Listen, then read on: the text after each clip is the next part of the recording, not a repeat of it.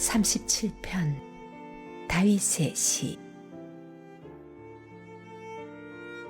출세를 자랑하는 자들의 신경 쓰지 말고 악인의 성공을 부러워하지 마라. 머지않아 저들은 베인 풀처럼 오그라들고 잘린 꽃처럼 시들어 버릴 것이다. 하나님께 보험을 들고 선한 일을 하며 마음을 가라앉히고 내 본분을 지켜라. 하나님과 사귐을 지속하여 가장 복된 것을 누려라. 하나님께 모두 털어놓고 아무것도 숨기지 마라. 꼭 필요한 일이면 그분께서 이루어 주시리라. 내가 올바르게 살아왔음을 대낮에 증언해 주시고 정오에 확인 도장을 찍어 주시리라.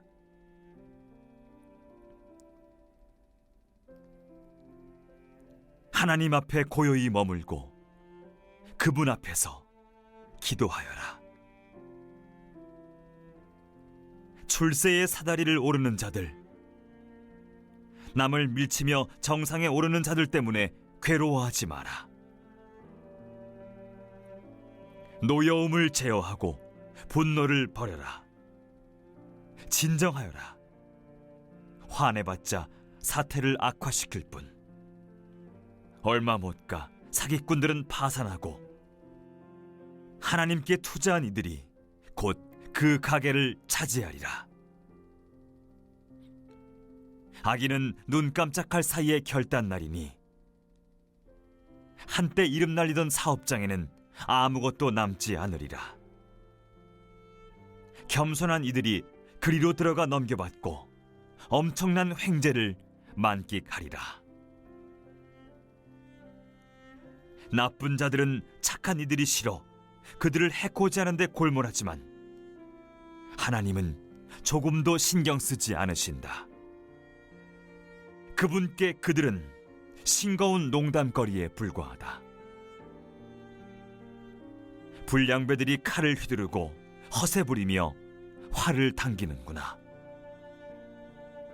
순진한 이들을 괴롭히고 개와 산책하는 선량한 사람을 강탈하려 드는구나. 저들 바나나 껍질에 미끄러져 그대로 거꾸러지니 연극 속의 우스꽝스런 악역꼴이다. 때로는 많은 것이 적고 적은 것이 많은 법. 의인 한 사람이 악인 50명보다 낫다. 악인은 도덕적으로 구제불능이지만 의인은 하나님께서 붙드시기 때문이다. 하나님은 선량한 이들을 기억하시니 그들이 하는 일을 쉬이 잊지 않으신다. 그들은 불경기에도 고개 숙이지 않고 냉장고가 텅 비어도 배부르리라. 하나님을 얕보는 자들은 결단날이라. 하나님의 원수들은 끝장날이라. 수확철의 포도원처럼 털리고 연기처럼 아무도 모르게 사라지리라. 악인은 꾸기만 하고 갚지 않으나 의인은 베풀고 또 베푼다. 후히 베푸는 이는 마지막에 모든 것을 얻고 인색한 자는 도중에 다 빼앗긴다. 신실한 사람은 하나님과 보조를 맞추며 걷는다. 하나님께서 그 길을 환히 비추시니 그는 행복하다. 그는 넘어져도 오래 주저앉지 않으니 하나님께서 그의 손을 잡아주시기 때문이다. 한때 젊었다가 이제 백발이 되었지만 나는 여태까지 신자가 버림받거나 그 자녀가 길거리를 떠도는 것을 보지 못했다. 그는 날마다 베풀고 꾸어주며 자손들은 그의 자랑이 된다. 악을 버리고 선한 일에 힘쓰되 꾸준히 그리하여라. 하나님은 선한 일을 사랑하시고 자기 벗들을 외면하지 않으신다. 이와 같이 살아라. 그러면 성공할 것이다. 그러나 악한 자들은 버림을 받으리라. 선한 이들은 좋은 땅에 심기고 튼튼히 뿌리를 내린다. 개가 뼈다귀를 핥고 또 핥듯 의인은 지혜를 곱씹고 아름다운 덕을 음미한다. 피를 돌리듯 그의 심장은 하나님 말씀을 온몸에 돌게 하고 그의 발걸음은 고양이처럼 흔들림이 없다. 악인은 의인을 엿보며 그를 죽이려 하지만 하나님께서 경계를 늦추지 않고 의인을 지켜보시니 악인은 의인의 머리카락 한 올 해치지 못하리라. 하나님을 간절히 기다려라. 그 길을 떠나지 마라. 그분께서 무 사람이 보는 앞에서 내게 자리를 주시리니 악인이 자리를 잃는 것을 너는 보게 되리라. 나는 악인들이 두꺼비처럼 거만하게 뽐내며 허튼 소리 하는 것을 보았다. 그러나 다음 순간 그들의 모습은 온데간데 없었다. 구멍난 풍선, 바람 빠져 늘어진 거죽만 보일 뿐이다. 온전한 사람을 잘 들여다보고 올곧은 삶을 눈여겨보아라. 힘써 온전함을 이루는 것에 장래가 있다. 고집쟁이는 조만간 버림을 받고 거만한 자들은 막다른 길에 이르리라. 드넓고 자유로운 삶은 하나님이 주시는 것. 하나님께서 그 삶을 보호하시고 안전히 지키신다. 하나님의 도우심으로 우리가 악에서 해방되었으니 그분께 피하면 친히 우리를 구원하신다.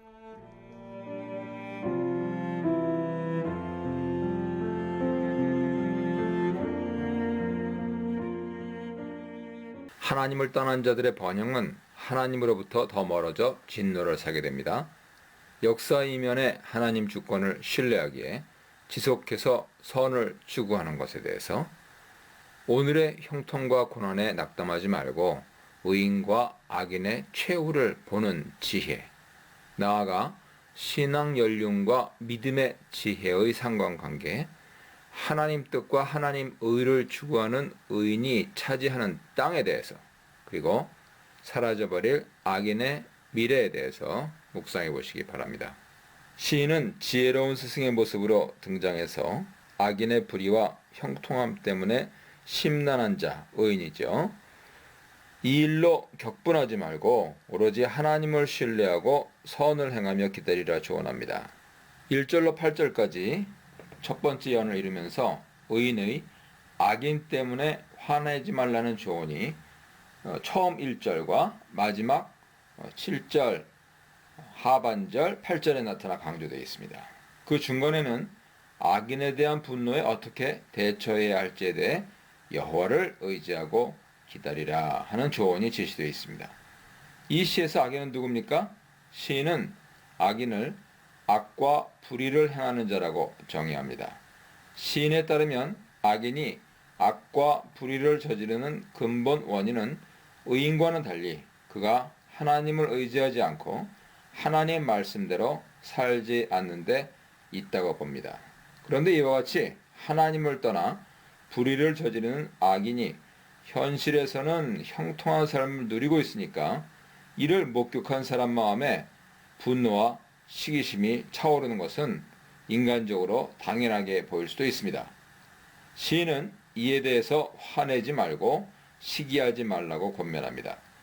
악인을 풀과 푸른 채소로 비유하면서 마치 풀이나 푸른 채소가 얼마 동안은 파릇 싱싱해 보이지만 곧 시들고 마르는 것 같이 악인에게 있어서도 그의 형통한 삶도 마찬가지로 사라질 것이기 때문에 악인이나 악인의 형통한 삶을 부러워할 필요가 없음을 설명하고 있습니다.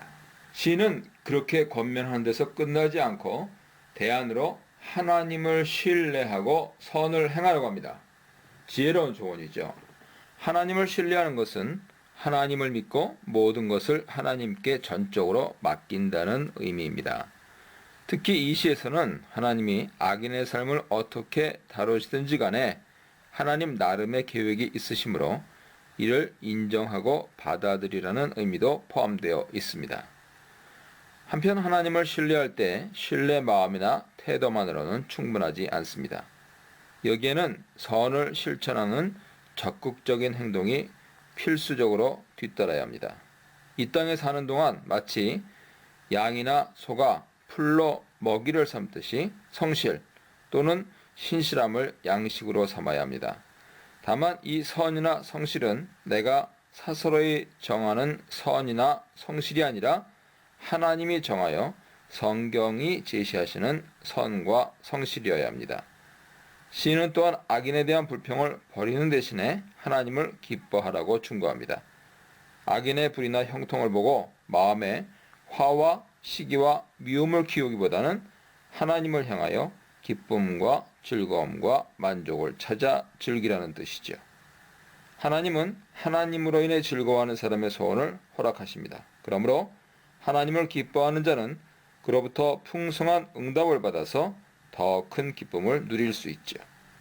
하나님을 신뢰하라는 의미의 다른 표현은 하나님께 자신의 길을 굴려보내는, 맡기라 이렇게 번역되어 있는데요. 굴려보내는 것입니다. 길이란 것은 인생 여정을 비유하는 말이죠. 나의 삶의 경로를 내 마음대로 조정하려고 하지 말고 그 선택권을 하나님 편으로 굴려보내야 하나님이 내 삶의 여정을 완전히 조정하실 수 있습니다. 이렇게 하나님을 신뢰할 때 하나님은 나의 삶에 그의 뜻을 행하시는 것이죠. 하나님을 지속적으로 신뢰하고 그의 선과 성실을 행할 때 하나님이 나의 의와 공의를 정오에 빛나는 태양처럼 밝히실 것입니다. 그러므로 3절에서 마찬가지로 하나님을 신뢰한다면 이제 나는 잠잠하고 인내하며 기다리는 적극적인 행동으로 하나님 신뢰를 증명해야 하는 것이죠. 시인이 악인 때문에 불평하지 말고 하나님을 신뢰하며 선을 행하며 인내하라고 조언하는 이유는 이 조언을 듣고 있는 자로 하여금 악에 빠지지 않게 하기 위함입니다. 현재 시인의 조언을 듣고 있는 자는 하나님 말씀을 따라 살려고 하는 자, 즉 의인이죠.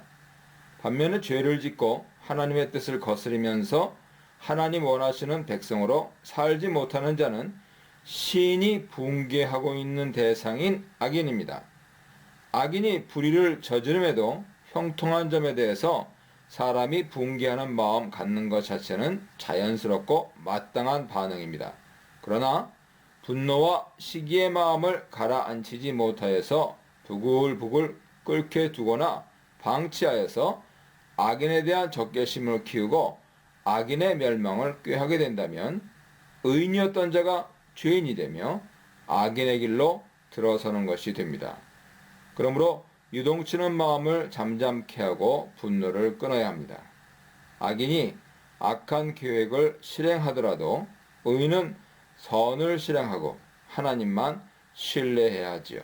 그러면 무엇이든 간에 하나님 자신이 원하시는 대로 그 의인에게 실행하실 것입니다. 시인은 두 번째 연을 이루는 9절로 22절에서 악인과 의인의 실체가 무엇이고 그들에게 임할 최후의 날이 어떤 것인지 설명합니다. 시인의 이러한 설명 또는 선포는 듣는 자에게 계속 불평하지 말고 하나님을 신뢰하라는 권면을 뒷받침하는 구실을 합니다. 시인은 내용에 있어서 악인과 의인의 최후, 9절로 11절이죠. 악인과 악인의 날, 12절로 15절입니다. 그리고 이에 대꾸되는 의인과 의인의 날, 16절로 19절입니다.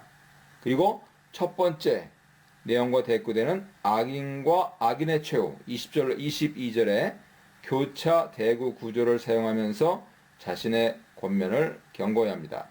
시인은 먼저 9절로 11절에서 악인과 의인의 최후에 대해 선언합니다. 악인의 저주는 머지않아 이 땅에서 사라질 것이지만 의인은 땅을 차지하고 거기서 평화를 누리며 살 것입니다. 땅의 축복은 아브라함의 축복을 상기시키죠. 하나님이 아브라함을 이스라엘 조상으로 택하시고 그의 자손에게까지 영원한 삶의 터전이 될 땅을 약속하셨습니다. 창세기 13장 14절 이하 보세요. 하나님께 의인으로 인정받는 자는 약속의 땅을 기업으로 받아서 풍요로움과 평안을 누리게 되는 것이죠. 악인과 의인은 어떤 자이며 이들의 최후의 날은 어떠합니까? 악인은 하나님 뜻대로 사는 자들을 해하고 죽이려는 악한 계획을 세우며 그 계획을 실행하는 자입니다. 그러나 그의 악한 꾀와 행위는 하나님 앞에서 다 드러나기 때문에 그는 자기 꾀에 망하고 최후의 날에 심판을 면치 못합니다. 반면에 의인은 가난하고 궁핍한 자이며 행위가 정직한 자죠. 여기서 가난한 자는 단순히 물질적인 부족함을 겪는 자만을 지칭하지 않고 삶의 어떤 면에서든 부족해서 하나님의 도움을 필요로 하는 자를 의미합니다. 이런 자는 부족함을 알고 겸손하여서 하나님을 신뢰하고 그의 부족함을 하나님이 채워주시길 소망하면서 온전한 삶을 살려고 애씁니다. 그러므로 하나님이 그를 붙드시고 최후의 날에도 그를 보호하고 구원하십니다. 9절로 11절에서 마찬가지로 시인은 다시 악인과 의인의 최후에 대해서 언급하면서 듣는 자로 하여금 하나님만을 의지하도록 촉구합니다. 악인은 하나님 저주를 받아 세상에서 없어지지만 의인은 하나님의 축복을 받아 세상에서 땅을 차지하고 살게 되지요. 악인은 갚아야 할 돈조차 갚지 않는 인생을 살지만 의인은 자비를 베풀고 나누어주면서 풍성한 삶을 살게 됩니다. 23절로 26절입니다. 시인은 악인의 형통으로 인해 마음에 분노와 시기심이 생긴 자에게 분을 그치고 대신 하나님을 신뢰하며 선을 행하라고 이미 충고했습니다. 특히 9절로 22절에서 시인은 악인과 의인 둘 다에 초점을 맞추어서 그들 모두를 감찰하시는 하나님과 그들에게 임할 종국의 날에 대해 선언함으로써 듣는 자로 하여금 하나님을 신뢰하면서 선을 행하고 인내하라고 권면하였습니다. 이제 23절로 40절에서 시인은 의인에게 초점을 맞추어서 하나님이 의인과 그의 후손을 보호하심으로 계속해서 하나님을 신뢰하고 말씀에 순종하라는 지혜로운 조언을 제시하고 있습니다. 23절에서 인생의 발걸음이 하나님의 간섭 아래 있을 때 굳건하면서 하나님의 기뻐하시는 바가 된다고 말합니다. 사람이 인생의 경로를 자신이 조정하지 않고 하나님께 맡길 때 하나님이 그의 인생에 개입하실 수 있습니다. 하나님이 그의 삶을 간섭하신다면 그가 인생의 길을 가다 몇 번이고 넘어질 수는 있으나 그때마다 하나님이 친히 손으로 붙들어 도와주심으로 완전히 거꾸러지지 않습니다. 하나님이 의인을 붙드시는 모습은 17절의 악인과 대조되어 설명되었습니다. 온갖 수단을 동원하여서 의인을 넘어뜨리려 하고 해하려 하는 악인의 팔은 도리어 부러지지만 악인으로부터 고난당하는 의인은 하나님 붙드시고 보호하십니다. 시인은 하나님이 의인을 보호하여 붙드심으로 그가 사는 동안 의인이나 그의 자손이 버림받거나 구걸하는 것을 보지 못했다 증언합니다. 의인은 하루 종일이라도 남에게 나눠주고 꾸어주는 삶을 실천하므로 그의 자손이 복을 받는다고 합니다. 남을 돌보고 나눠주는 행동은 그 사람의 소유가 많다 해서 자동적으로 할 수 있는 일이 아닙니다. 그런 행동은 그 사람의 마음에 자기 소유에 대한 만족과 감사가 있어야 가능하죠. 다른 사람에 대한 긍휼과 나누려는 사랑의 정신, 그리고 행동으로 옮기는 의지와 결단력이 있어야만 가능한 것입니다. 하나님이 의인의 삶에 적극적으로 개입하시고 그를 보호하시니까 의인이 할 일은 악을 떠나서 선을 행하며 사는 것이라 시인은 명령합니다. 악을 떠나 선을 행하라 하는 이 명령은 앞서 1절로 8절에서 언급했던 악인의 형통에 붕괴하지 말고 하나님만 신뢰하고 선을 행하며 기다리라 하는 조언을 상기시키죠. 시인은 9절로 26절에 이르도록 하나님이 악인과 의인의 삶을 다 감찰하시며 악인의 불의나 의인의 정직을 보고만 계시지 않으심을 누차 설명했습니다. 그의 의도는 지금 시인의 조언을 듣는 자로 하여금 악인의 형통에 불만을 품음으로 악에 이르지 않고 그 길을 떠나 선을 행하는 삶에 초점을 맞추도록 이끄는 데 있습니다. 한편 악을 떠나고 선을 행하는 것은 하나님의 정의와 밀접하게 연결되어 있죠. 하나님이 추구하는 정의의 특징은 죄악과 완전히 분리되어서 성결하고 흠이 없는 것입니다. 하나님이 이스라엘 백성을 세계 민족 중에서 자신의 소유가 된 백성으로 삼고 그들에게 거룩한 백성이 되라 명하신 데서 유추할 수 있듯이 하나님의 진정한 백성은 하나님이 명하신 도를 지켜 성결하고 의로운 삶을 영위해야 하지요. 지혜로운 삶은 여호와 경외에서 시작하므로 먼저 하나님을 알고 친밀한 관계를 유지하고 그의 법을 마음에 새겨야 가능합니다.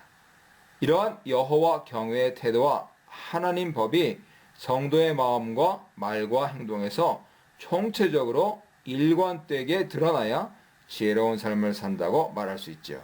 이렇게 하나님 말씀을 따라 살다가도 종종 실수하고 죄를 지을 수는 있으나 진정으로 하나님 말씀을 마음에 둔 자라면 완전히 실족, 즉 타락해서 하나님 심판을 받는 일은 없을 것이라고 시인은 설명합니다.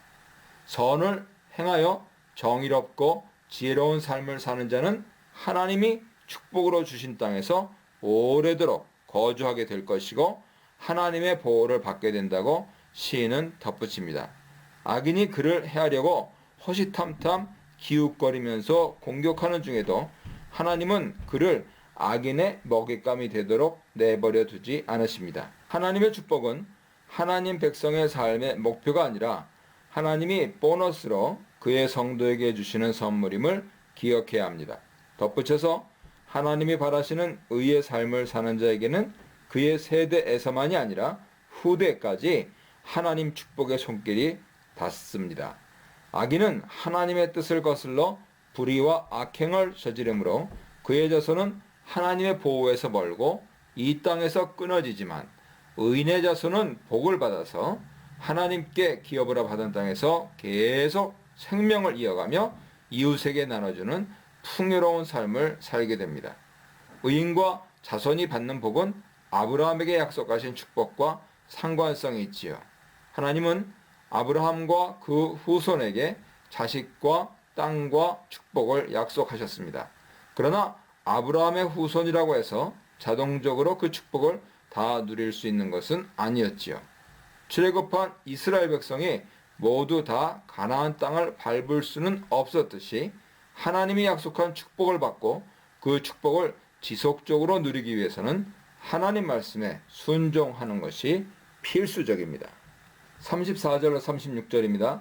시인은 여호와를 기다리고 바라고 그의 도를 순종하라 조언합니다. 여호와를 기다리라는 말은 7절에 여호와 앞에 잠잠하고 참고 기다리라는 명령처럼 조급해하지 말고 인내하면서 하나님이 명하신 선과 정의의 길을 가라 하시는 충고입니다. 하나님은 그를 기다리고 말씀에 순종하는 자에게 땅을 차지하고 누릴 수 있게 하시죠. 이와 대조적으로 악인은 결국 멸망하며 그의 후손조차 끊어지므로 세상에서 그의 흔적을 발견할 수 없을 것이라고 시인은 말합니다. 그가 마치 본토에서 난 무성한 잎을 가진 나무처럼 큰 권세와 능력을 가지고 승승장구하는 것처럼 보이지만 때가 이르면 땅에서 사라질 것이기 때문입니다. 시인은 끝으로 악인 말고 의인을 주목하라고 조언합니다.